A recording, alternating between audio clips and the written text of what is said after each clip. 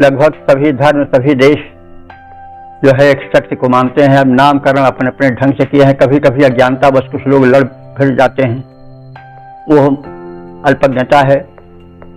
हाँ, एक शक्ति है, वो पहले भी मानी जाती थी, आज भी मानी जाएगी और आगे भी मानी जाएगी, क्योंकि मनुष्य देखता है कि उसका उतार चढ़ाव जीवन का उसके बस में नहीं है। कभी कभी वो बहुत श्रम करता है लेकिन उसका श्रम सफल नहीं होता, कभी कभी अल्प श्रम में भी उसको मिल जाता है। तो वो देखता है कि उसका जीवन केवल पुरुषार्थ पर ही नहीं चल रहा है, किसी के अधीन है। तो वो कौन है, उसको खोजने में वो सदैव लगा है। और वैदिक धर्म ही सभी धर्मों का मूल है। इसके संदेश जो हैं वो सदा रहे हैं और सदा रहेंगे, कभी जीर्ण नहीं होंगे। पश्य देवस्य काव्यम यो न मवार न जीर्यत, यह ऋग्वेद का कथन है। इस देव का काव्य न कभी बढ़ने वाला है, न कभी क्षीण होने वाला है। जो रास्ता दिखा दिया है वेदों ने, वो रास्ता सदैव रहेगा। जो संदेश जीवन के दिए हैं वो जितने उपयोगी तब थे उतने उपयोगी आज भी हैं। जो ब्रह्मांड विनायक है वो दर्शनीय तो है लेकिन उसका दर्शन नहीं हो पाता है। कोई नहीं देख पाया कि ईश्वर कहाँ है, कैसे है।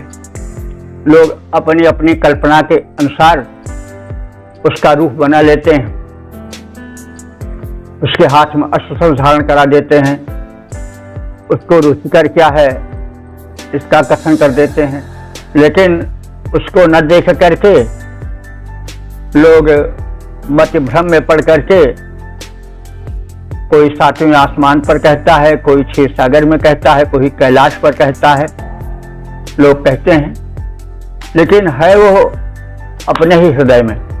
तो जैसे कहा गया वो तो निराकार है, निर्गुण है, निर्विकार है, वो कुछ न खाता है न पीता है। वो वैसे बिन पद चले सुने, बिन काना, बिन कर करे बिझनाना, आनंद रहित सकल रस भोगी, बिन वक्ता वाणी बड़ जोगी।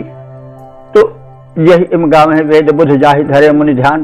तो लेकिन फिर भी उसके स्वरूप को व्यक्त करने में, समझने और समझाने में एक वैयक्तिकता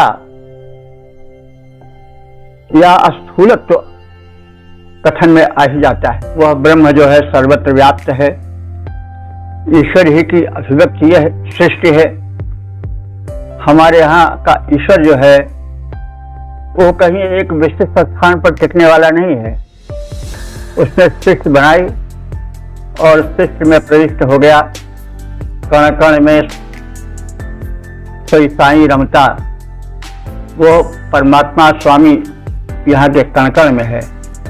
इसी आधार पर वेदांत के सूत्र निकले होंगे, सर्वम खल्विदम ब्रह्म।